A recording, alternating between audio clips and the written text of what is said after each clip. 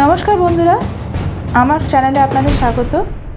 আজ আমরা ইনভারনেস ছেড়ে এডিনবরার দিকে এগোচ্ছি। অন দ্য ওয়ে আমরা ইলিয়ন ডনন ক্যাসেলে যাব। যতক্ষণ না ইলিয়ন ডনন ক্যাসেলে পৌঁছাই ততক্ষণ আমরা এই সুন্দর প্রাকৃতিক দৃশ্যের মধ্যে দিয়ে যেতে থাকব।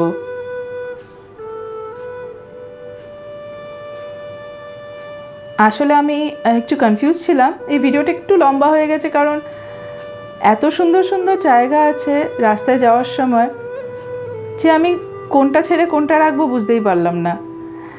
তাই এই পুরো ভিডিওটায় যতক্ষণ না কাসাল পৌঁছচ্ছি ততক্ষণ আপনারা ভিউজগুলো এনজয় করুন।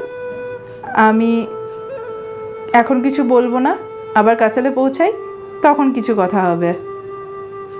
Enjoy the video.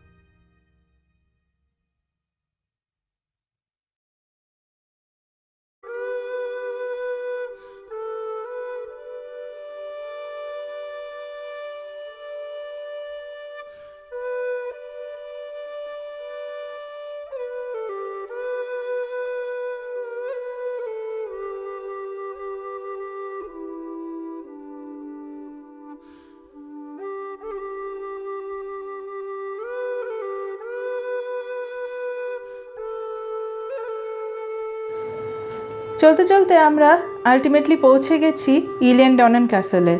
এটা স্কটিশ হাইল্যান্ডের একটা 13th সেঞ্চুরির ক্যাসেল। এটা একটা আইল্যান্ডে অবস্থিত, যার তিন দিকে তিনটি লেক বা লক মিশেছে, আর চারিদিকে কিছু অপূর্ব সিনারি রয়েছে। স্বাভাবিকভাবে ইলিয়ন ডনন এখন বিশ্বের সব থেকে বেশি পপুলার আর ইম্পর্ট্যান্ট স্কটিশ অ্যাট্রাকশনসের মধ্যে একটা। ইলিয়ন ডননের, যার মানে স্কটিশে আইল্যান্ড অফ ডনন হয়, সম্ভবত একজন 6th সেঞ্চুরির আইরিশ সেন্ট বিশপ ডননের নামে বানানো হয়েছিল, যিনি 580 এডিতে থেকে স্কটল্যান্ডে এসেছিলেন। ওনার নামে অনেক চার্চ আছে ওই এরিয়াতে, আর খুব সম্ভবত উনি কোনো সেল বা কমিউনিটি তৈরি করেছিলেন লেট 7th সেঞ্চুরি নাগাদ। যদিও পুরোপুরিভাবে ক্যাসেলটা বানানো হয় 13th সেঞ্চুরিতে, যেটা কিনটেলের জমিকে ভাইকিংসের থেকে রক্ষা করার জন্য তৈরি করা হয়। কাসেলটি 16 সেঞ্চুরিতে ডিস্ট্রয় করে দেওয়া হয় জ্যাকোবাইট রাইজিংয়ের সময়।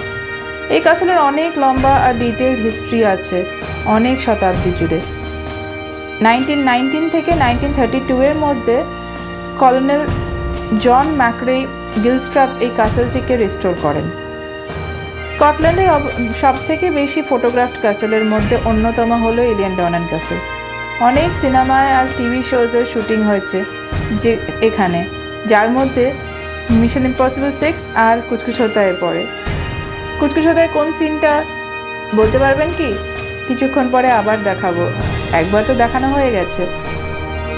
টাইটেল ট্র্যাকটার প্রথম সিনটা যেখানে রানী মুখার্জি দৌড়ে আসছে, সেই জায়গাটা মনে করুন। দেখতে থাকুন ভিডিওটা, ঠিক চোখে পড়বে। সব ভালো এবং নামকরা ক্যাসেলের মতো ইলিয়ান ডনানেও অনেক ভূতের গল্প রয়েছে। কার্লোস ছিলেন একজন স্প্যানিশ সোলজার। 1719 কিছু স্প্যানিশ সোলজারদের মারা হয় এখানে, কারণ তারা জ্যাকোবাইট সোলজারদের সাপোর্ট করছিল বলে। আজও যখন সব টুরিস্টরা চলে যায়, তারপরে ওখানকার স্টাফরা পায়ের আওয়াজ শুনতে পায়। খুব একটা অবিশ্বাস্য নয়, কারণ আমি যখন ভিতরে ঢুকলাম, কাসেলটার ভিতরে স্পাইরাল সিঁড়ি ছিল আর খুব সরু সরু ভিতরের রাস্তাগুলো, একজনের বেশি তো যাওয়াই যায় না। ভিতরটা খুব সুন্দর, একদম মনে হচ্ছিল যেন হিস্ট্রিতেই পৌঁছে গেছি। আর চারিদিকে এত সুন্দর লেকের ভিউ দেখার মতন। এটা হলো স্কটল্যান্ডের জাতীয় ফুল, যে ভায়োলেট ফুলটা দেখালাম সেটা। আমি তো বেশ খানিকক্ষণ কাটালাম সেখানে, 45 মিনিটস মতো। খুবই ভালো লাগছিল। দেখুন না কত ভিডিও আর ফটো তুলেছি। আমার তো ফটো তোলা শেষই হচ্ছিল না। এই যে জায়গাটা দেখতে পাচ্ছেন, এই দেখুন, এখান দিয়ে রানী মুখার্জি দৌড়চ্ছিল গানের শুরুতে। এখন এখানে বিয়ের জন্য ভাড়া দেওয়া হয় এই ক্যাসেলটা।